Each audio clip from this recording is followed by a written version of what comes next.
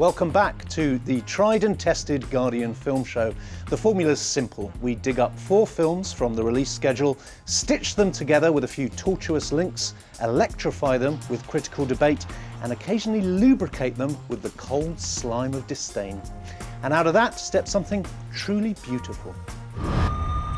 Coming up on this week's show, Daniel Radcliffe and James McAvoy set out to make a monster in Victor Frankenstein. What if we could give every life the chance it deserved? These days, 15, 16, you leave your home in Hertfordshire, you come into London to find your gay life, and you find Grindr. The documentary Chemsex spotlights a burgeoning health crisis in London's gay community. And take down those stockings and brick up that chimney. Krampus is coming to town. There's plenty of leftovers, Howard.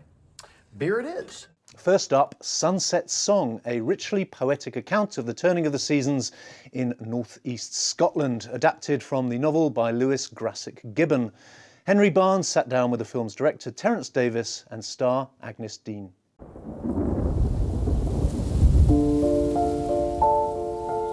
In all of the days to come, her heart would beat in this land, and she would be content. Well, right soon be after you, the lads, with your eyes like that. I do grief and death really well, but very little else. No, I don't think it's romanticism. I think I've gradually been able to see more hope in things, because the one thing that is awful is despair, and I did go through a lot of that, especially being a Catholic. I gave up my religion because it's a lot of nonsense. But you've got nothing to replace it with. And I've replaced it with music and books and poetry, that kind of thing. But it does rob you of a certain sort of hope. Is your father really a socialist? Yeah.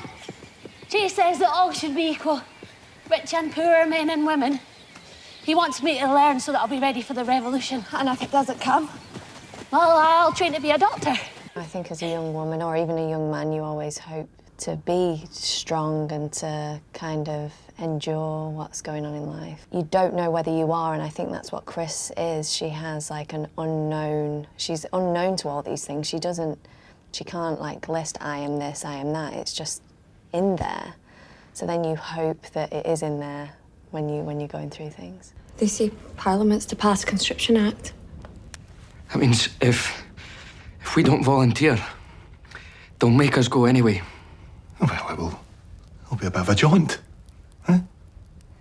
Will you both be taken? Aye. Joined in the laboratory by Peter Bradshaw and Henry Barnes. Peter, there's so much love for Terence Davies. He's such a distinctive filmmaker, and yet we don't look to him for a straightforward box-ticking adaptation, do we? No, we don't, and this is something which has been his private passion project, as they say, for years and years and years. And if this novel once again becomes famous south of the border, I think it will be pretty much largely to do with Terence Davies and his persistent passion for it.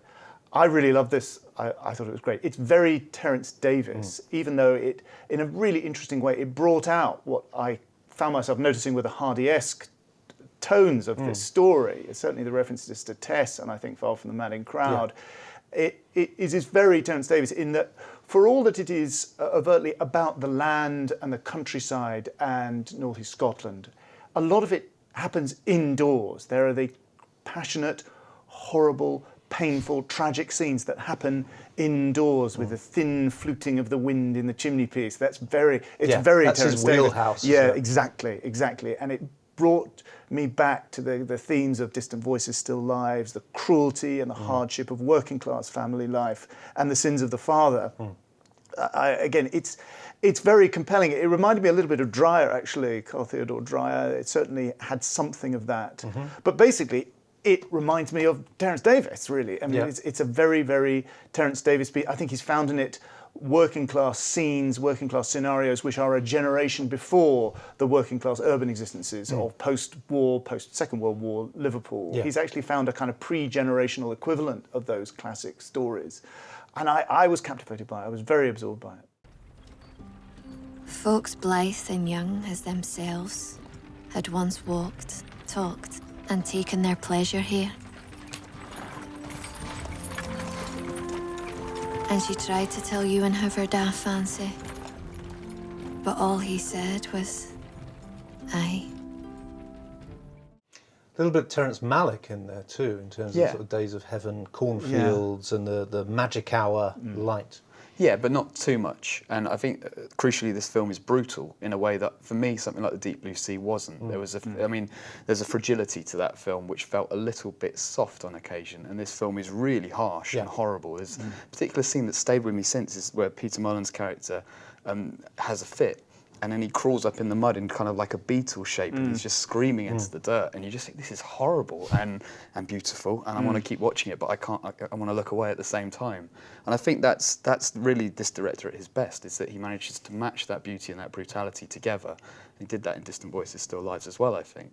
It's really lush, this film. It's really sumptuous, but it's really, really vital and hard not to watch at the same time. And I think Terence Malick, for all his greatness, you can't really put those labels on him a lot of the time. There's something often very too ambitious about him. Decent performance from Agnes Dean as well. I mean, she's a sort of, by necessity, she is a figure either in a landscape or in a room. She's an observer a lot of the time, but she does it well. She does, and I think, you know what, she's earned her spurs. I have been agnostic about Agnes Dean in the small roles she's had so far. I have to say I've been very agnostic, and I have to say she's still not in the league of, say, let's say Saoirse Ronan in Brooklyn, but this has been a real breakthrough for her. Undoubtedly it has. She gives a very intelligent, ingenuous performance, and she's earned her spurs in this movie, no question about it. Even so, I thought she was upstaged by Kevin Guthrie, who kind of comes in late as the suitor, then husband, who is the classic good man who goes weak. Yeah, I mean, that I haven't read the book, so that might be a fault of the book as well for me, that the plot here can't really match up to the tenacity and brutality of what we're shown. There is a sense that it's kind of predictable that he's not going to be all that nice after coming back from a brutal war. But yeah, Dean's great in it, and I really like the idea that Terence Davies has said that he had no idea who she was before he cast her. This is probably why he has trouble getting some films made as well. But he's not really of the modern world. No. He's not connected to what's going on out there. And that's why watching his films often feels like a bit of a flashback and a bit like you're heading into a time capsule. Yes. And that's why I love them as well, is because it's pure escapism. It's almost made without reference to the modern world and what's contemporary and relevant anymore. And that makes them all the richer. A lot of reviews are saying it's too slow, and yet he's working to his own rhythm, and he's taking his lead from the material, isn't he? I think the idea that it's too slow is completely obtuse. I mean, I think this is the tempo, the andante tempo of this film. This is why it works. If you tried speeding it up, I mean, it would be ridiculous. Either you like it or you don't. And if you don't like this kind of movie, fine. But saying yes, it would be fine, but if only you needed to pick up the pace a little bit, this is ridiculous. This is not how it works. It's governed by the rhythms of the landscape and the land and the farming, and that's surely what it's all about.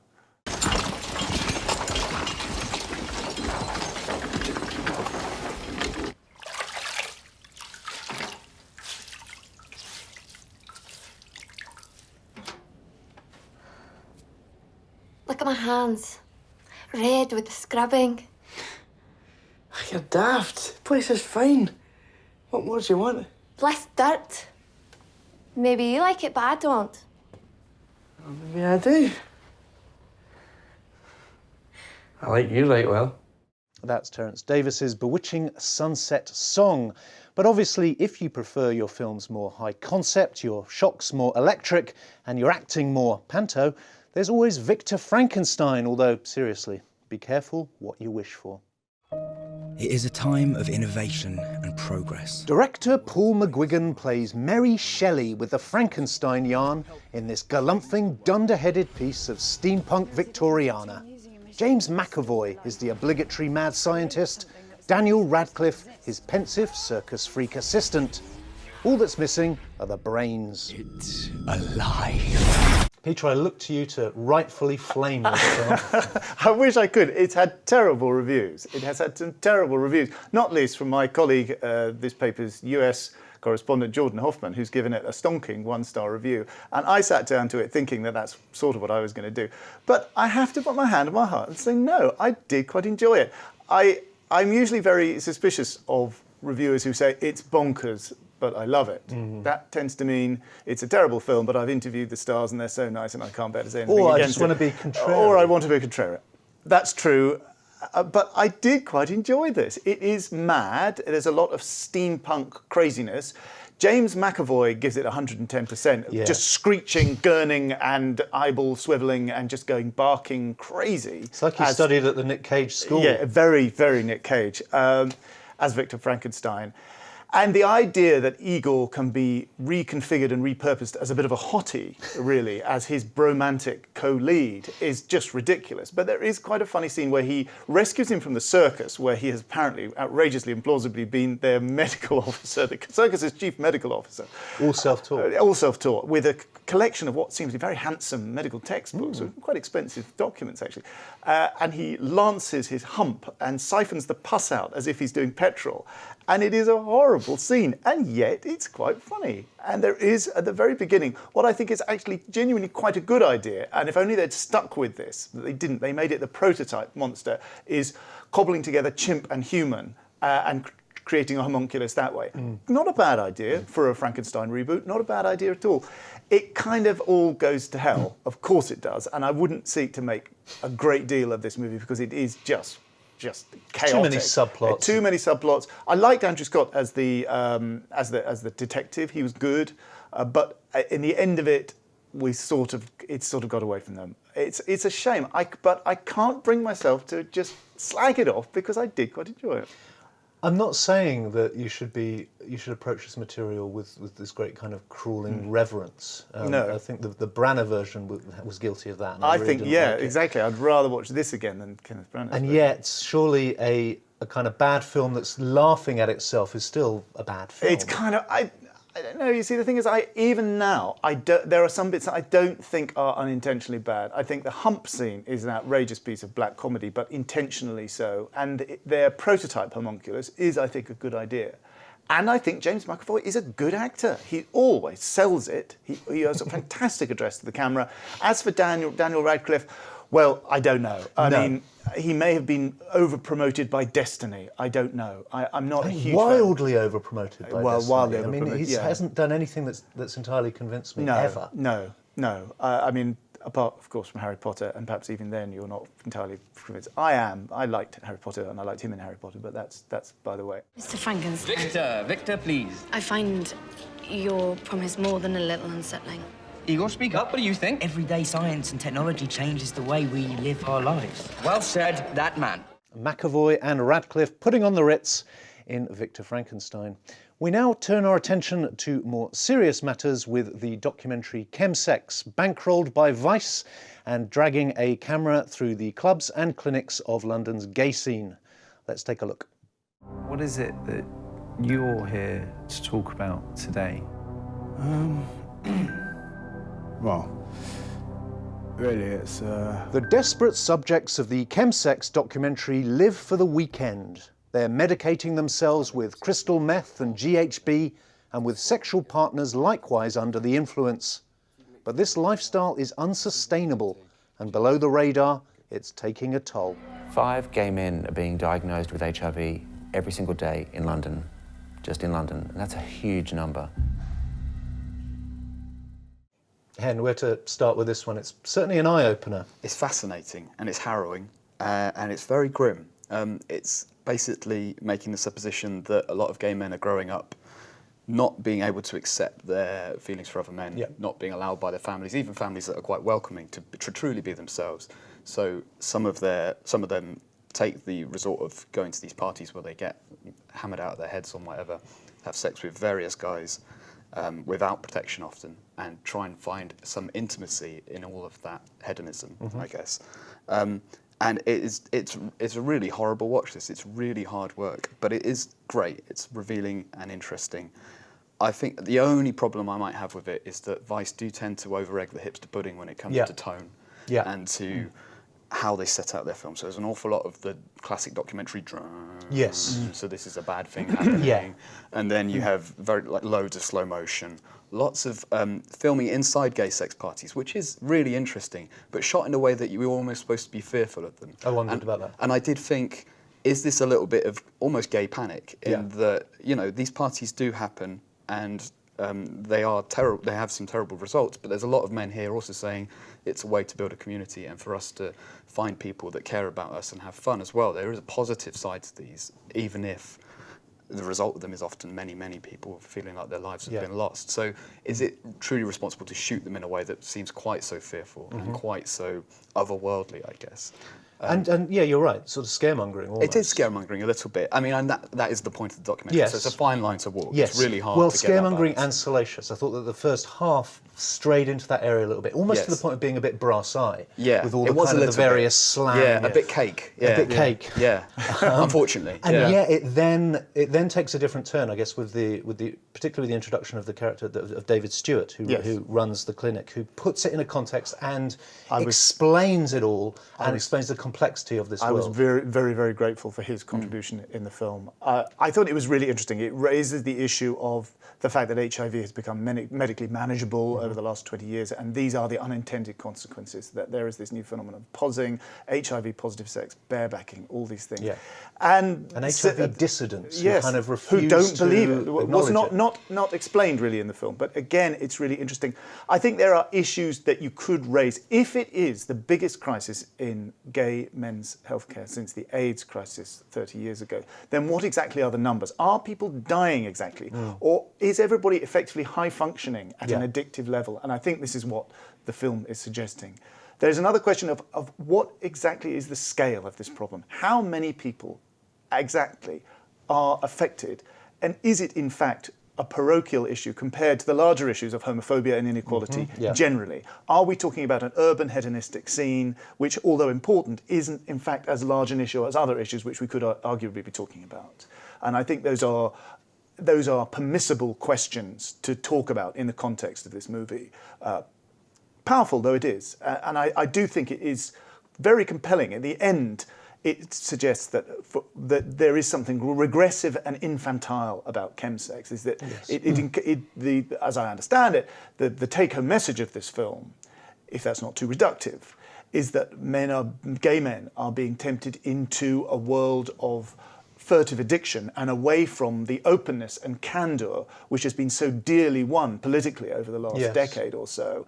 And it's just the fact but even that in saying that, you're running onto a lot of prejudices that possibly get in the way of treating this addiction anyway, because it's seen as this kind of subterranean subculture that really it's so small that we can kind of almost ignore it. Yes, I mean, the difficulty is that you're talking about chem-sex. Well, one half of that is legal and the other half isn't. Yeah. Gay sex is legal, but chems, let's not forget about this, is you're breaking the law. So that's what makes it underground. It's not simply a question of scarlet letter and shame, it's a question of the law. There's no question about it. That's what the problem is to some degree. Drugs aren't new, sex isn't new. Using drugs and sex together isn't particularly new. No. Social media is new. And yes. the availability of this system, culture. how you can organise a sex party within minutes now, or seconds sometimes. Yes. Bring everybody to your flat and do whatever you want. And even while it's going, there's a horrific scene where two men are having sex and one of them is checking out his phone for to find where the next lay's coming from. And it's horrific. I mean, there is an element of that is slightly horror movie, right? And zombie movie. And zombie movie. And cynical old me is thinking, is he really doing that? Is he really staring at his phone and organising another hookup? If he is, and that's the God's honest truth that Vice has shot, that's horrific and horrible and is surely the extent of addiction at its worst, right? You can't even enjoy the hit you're having because you're looking forward to the next one. It might be that they're a little bit toyed with as well, those scenes as well, but undeniably powerful. We have an issue with sex. We do. If you don't believe me, go to your local sexual health clinic and you will see hordes of gay men in this town self-medicating their way through complicated sexual identity and experience with really harmful drugs. That's the documentary Chemsex, providing a harrowing education.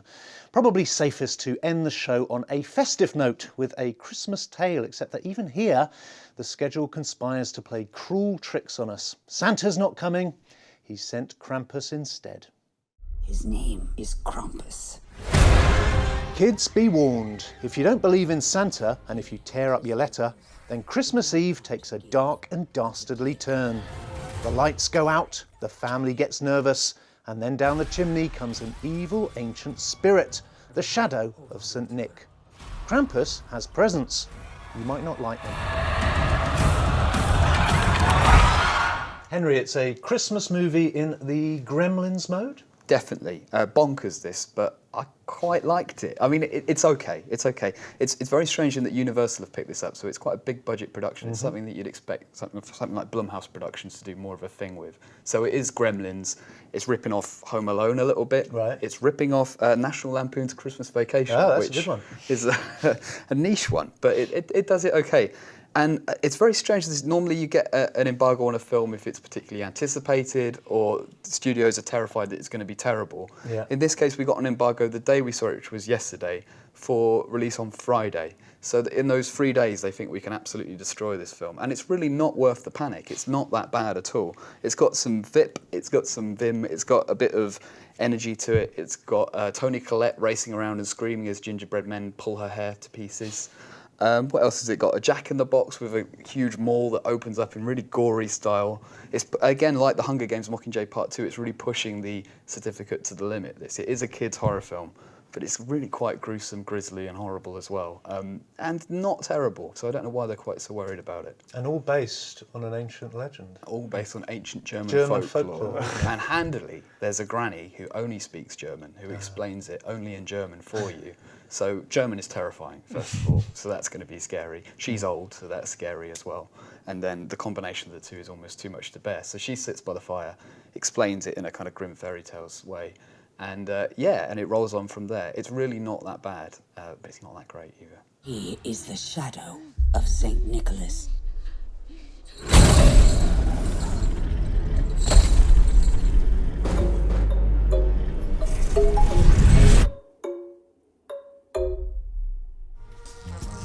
Beginning with the sunset and wrapping up on Christmas morning. Just another non-linear, arse-backwards Guardian film show. My thanks to Peter Bradshaw and Henry Barnes, models of constancy in these trying times. We're back next week.